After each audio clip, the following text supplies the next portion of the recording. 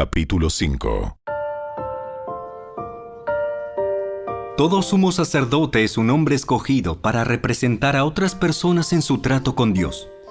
Él presenta a Dios las ofrendas de esas personas y ofrece sacrificios por los pecados. Y puede tratar con paciencia a los ignorantes y descarriados, porque él también está sujeto a las mismas debilidades.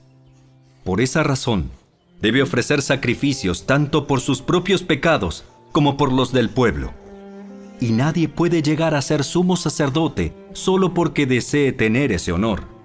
Tiene que ser llamado por Dios para ese trabajo, como sucedió con Aarón. Por eso, Cristo no se honró a sí mismo haciéndose sumo sacerdote, sino que fue elegido por Dios, quien le dijo: Tú eres mi hijo. Hoy he llegado a ser tu padre. Y en otro pasaje, Dios le dijo: Tú eres sacerdote para siempre, según el orden de Melquisedec. Mientras estuvo aquí en la tierra, Jesús ofreció oraciones y súplicas con gran clamor y lágrimas al que podía rescatarlo de la muerte. Y Dios oyó sus oraciones por la gran reverencia que Jesús le tenía. Aunque era hijo de Dios, Jesús aprendió obediencia por las cosas que sufrió. De ese modo, Dios lo hizo apto para ser el sumo sacerdote perfecto, y Jesús llegó a ser la fuente de salvación eterna para todos los que le obedecen. Y Dios lo designó sumo sacerdote según el orden de Melquisedec.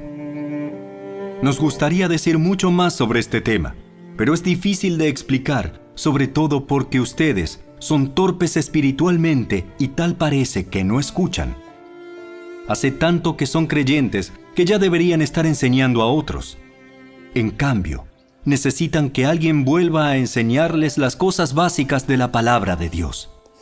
Son como niños pequeños que necesitan leche y no pueden comer alimento sólido, pues el que se alimenta de leche sigue siendo bebé y no sabe cómo hacer lo correcto. El alimento sólido es para los que son maduros, los que a fuerza de práctica están capacitados para distinguir entre lo bueno y lo malo.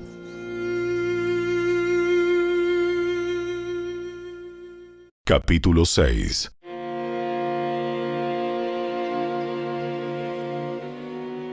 Así que dejemos de repasar una y otra vez las enseñanzas elementales acerca de Cristo. Por el contrario, sigamos adelante hasta llegar a ser maduros en nuestro entendimiento.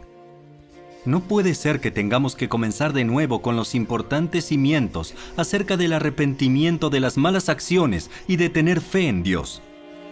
Ustedes tampoco necesitan más enseñanza acerca de los bautismos, la imposición de manos, la resurrección de los muertos y el juicio eterno. Así que, si Dios quiere, avanzaremos hacia un mayor entendimiento, pues es imposible lograr que vuelvan a arrepentirse los que una vez fueron iluminados, aquellos que experimentaron las cosas buenas del cielo y fueron partícipes del Espíritu Santo, que saborearon la bondad de la palabra de Dios y el poder del mundo venidero, y que luego se alejan de Dios. Es imposible lograr que esas personas vuelvan a arrepentirse. Al rechazar al Hijo de Dios, ellos mismos lo clavan otra vez en la cruz y lo exponen a la vergüenza pública. Cuando la tierra se empapa de la lluvia que cae y produce una buena cosecha para el agricultor, recibe la bendición de Dios. En cambio, el campo que produce espinos y cardos no sirve para nada. El agricultor no tardará en maldecirlo y quemarlo. Queridos amigos, aunque hablamos de este modo, no creemos que esto se aplica a ustedes. Estamos convencidos de que ustedes están destinados para cosas mejores, las cuales vienen con la salvación. Pues Dios no es injusto. No olvidará con cuánto esfuerzo han trabajado para Él y cómo han demostrado su amor por Él, sirviendo a otros creyentes como todavía lo hacen. Nuestro gran deseo es que sigan amando a los demás mientras tengan vida, para asegurarse de que lo que esperan se hará realidad. Entonces, no se volverán torpes ni indiferentes espiritualmente. En cambio, seguirán el ejemplo de quienes, gracias a su fe y perseverancia, heredarán las promesas de Dios. Por ejemplo, estaba la promesa que Dios le hizo a Abraham. Como no existía nadie superior a Dios por quien jurar, Dios juró por su propio nombre, diciendo: Ciertamente te bendeciré y multiplicaré tu descendencia hasta que sea incontable. Entonces Abraham esperó con paciencia y recibió lo que Dios le había prometido. Ahora bien, cuando las personas hacen un juramento, invocan a alguien superior a ellas para obligarse a cumplirlo. Y no cabe ninguna duda de que ese juramento conlleva una obligación. Dios también se comprometió mediante un juramento para que los que recibieran la promesa pudieran estar totalmente seguros de que Él jamás cambiaría de parecer. Así que Dios ha hecho ambas cosas, la promesa y el juramento. Estas dos cosas no pueden cambiar porque es imposible que Dios mienta. Por lo tanto, los que hemos acudido a Él en busca de refugio, podemos estar bien confiados aferrándonos a la esperanza que está delante de nosotros. Esta esperanza es un ancla firme y confiable para el alma. Nos conduce a través de la cortina al santuario interior de Dios. Jesús ya entró allí por nosotros. Él ha llegado a ser nuestro eterno sumo sacerdote, según el orden de Melquisedec. Capítulo 7.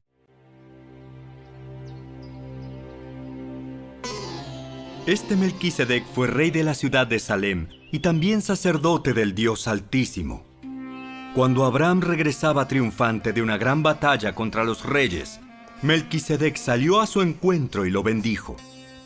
Después Abraham tomó la 10ª parte de todo lo que había capturado en la batalla y se la dio a Melquisedec. El nombre Melquisedec significa Rey de Justicia y Rey de Salem significa Rey de Paz. No hay registro de su padre ni de su madre, ni de ninguno de sus antepasados. No hay principio ni fin de su vida. A semejanza del Hijo de Dios, sigue siendo sacerdote para siempre. Consideren entonces la grandeza de este Melquisedec. Incluso Abraham, el gran patriarca de Israel, reconoció esto al entregarle la 10ª parte de lo que había capturado en la batalla. Ahora bien, la ley de Moisés exigía que los sacerdotes, que son descendientes de Leví, le cobraran el diezmo al resto del pueblo de Israel, quienes también son descendientes de Abraham. Sin embargo, Melquisedec, que no era descendiente de Leví, recibió de Abraham la 10ª parte. Y Melquisedec bendijo a Abraham, quien ya había recibido las promesas de Dios. Sin lugar a dudas, el que tiene el poder para bendecir es superior a quien recibe la bendición. Los sacerdotes que reciben los diezmos son hombres que mueren, así que Melquisedec es superior a ellos porque se nos dice que sigue viviendo. Además, podríamos decir que esos levitas, los que reciben el diezmo, pagaron un diezmo a Melquisedec cuando lo pagó su antepasado Abraham. A pesar de que Leví aún no había nacido, la simiente de la cual provino ya existía en el cuerpo de Abraham cuando Melquisedec recibió su diezmo. Entonces, si el sacerdocio de Leví, sobre el cual se basó la ley, hubiera podido lograr la perfección que Dios propuso, ¿por qué fue necesario que Dios estableciera un sacerdocio diferente, con un sacerdote según el orden de Melquisedec, en lugar del orden de Leví y Aarón? Y si se cambia el sacerdocio, también es necesario cambiar la ley para permitirlo. Pues el sacerdote a quien nos referimos pertenece a una tribu diferente, cuyos miembros jamás han servido en el altar como sacerdotes. Lo que quiero decir es que nuestro Señor vino de la tribu de Judá, y Moisés nunca habló de que los sacerdotes provinieran de esa tribu. Ese cambio resulta aún más evidente, ya que ha surgido un sacerdote diferente, quien es como Melquisedec. Jesús llegó a ser sacerdote no por cumplir con la ley del requisito físico de pertenecer a la tribu de Leví, sino por el poder de una vida que no puede ser destruida. Y el salmista lo señaló cuando profetizó: Tú eres sacerdote para siempre, según el orden de Melquisedec. Así que el antiguo requisito del sacerdocio quedó anulado por ser débil e inútil. pues la ley nunca perfeccionó nada, pero ahora confiamos en una mejor esperanza por la cual nos acercamos a Dios. Este nuevo sistema se estableció mediante un juramento solemne. Los descendientes de Aarón llegaron a ser sacerdotes sin un juramento, pero había un juramento con relación a Jesús, pues Dios le dijo: El Señor ha hecho un juramento y no romperá su promesa. Tú eres sacerdote para siempre. Debido a ese juramento, Jesús es quien garantiza este mejor pacto con Dios. Hubo muchos sacerdotes bajo el sistema antiguo porque la muerte les impedía continuar con sus funciones. Pero dado que Jesús vive para siempre, su sacerdocio dura para siempre. Por eso puede salvar, una vez y para siempre, a los que vienen a Dios por medio de Él, quien vive para siempre a fin de interceder con Dios a favor de ellos. Él es la clase de sumo sacerdote que necesitamos, porque es santo y no tiene culpa ni mancha de pecado. Él ha sido apartado de los pecadores y se le ha dado el lugar de más alto honor en el cielo. A diferencia de los demás sumos sacerdotes, no tiene necesidad de ofrecer sacrificios cada día. Ellos los ofrecían primero por sus propios pecados y luego por los del pueblo. Sin embargo, Jesús lo hizo una vez y para siempre, cuando se ofreció a sí mismo como sacrificio por los pecados del pueblo. La ley nombra a sumos sacerdotes que están limitados por debilidades humanas. Pero después de que la ley fue entregada, Dios nombró a su Hijo mediante un juramento, y su Hijo ha sido hecho el perfecto sumo sacerdote para siempre.